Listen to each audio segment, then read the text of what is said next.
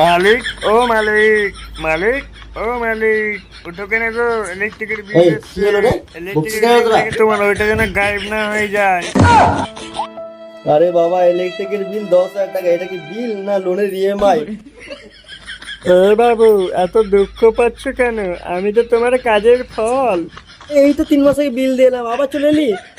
আমাকে যখন আঠাতে চালিয়ে কম্বল জড়িয়ে ঘুমাচ্ছিলে তখন তো খুব মজা লাগছিল তোমাকে। অথচ এখন গরিব, ঘরে এসি লাগিয়েছে কেন? এই শালা বিল, আমাদের মালিককে তো গরিব ভাবছিস কি রে? আমাদের মালিক গরিব না, এখনো পর্যন্ত নিচের ওই দুটো আছে। এই শালা বলুন তো, কি বলছিস রে? কিছু না মালিক, ভুল করে বেরিয়ে গেছিল।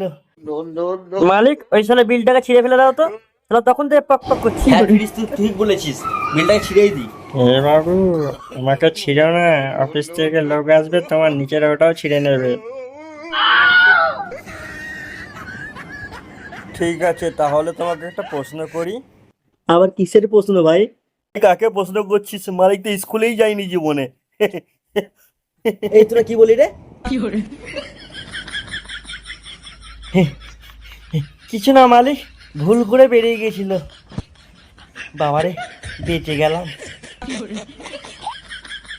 গতকাল রাতে ঘুমানোর আগে কি বন্ধ করেছিলে? হ্যাঁ, এসি বন্ধ করতে ভুলে গেছিলাম। ঘুমানোর আগে কি বন্ধ করেছে সেটাও ভুলে গেছে মালিক। আরে ভাই, আমিও জানতাম মালিক বলতে পারবে না। তাহলে তোমার নিচের ওই দুটো বিক্রি করতে হবে মালিক। এই শালা এসি কি বলি রে তুই? কিছু না মালিক, ভুল করে বেরিয়ে গেছিল। বাবারে, বেঁচে গেলাম। আরে ভাই, আমার তো পেছনে ব্যথা, সারা রাত চার্জে সুইচ অন করে ঝুলিয়ে রেখেছে মালিক আমাকে। এবার বুঝুক বিলটা এসছে। আরে চার্জার, এত চিৎকার করছিস কেন তুই? চিৎকার করবো তো কি করবো মালিক, সারা রাত বোর্ডে ঝুলিয়ে রেখেছে আমাকে। আমার কাজ চার্জ দিয়া, এইভাবে বাদরের মতো কে ঝুলিয়ে রাখে আমাকে বলো মালিক? আরে তোর কাজই তো হচ্ছে চার্জ দিয়া। আচ্ছা বাবা, এত রাগ করছিস কেন? রাগ করবো না, 100% চার্জ হয়ে যাওয়ার পর আমাকে বোর্ডে ঝুলিয়ে রাখছো। আরে বাবা, আমি ভুলে গেছিলাম রে। তুমি শুধু ভুলে যাও আর বিল আসলে পরে আমাদের দোষ দাও তুমি।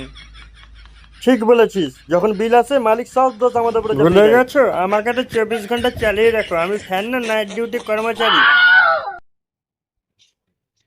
মালিক, তোমার নিচের ওইটা আছে তো? কেন রে? না মানে, ইলেকট্রিকের যে বিল এসেছে আমার মনে হয় ওটাও পালিয়ে গেছে। হ্যাঁ ভাই, তুই ঠিক বলেছিস।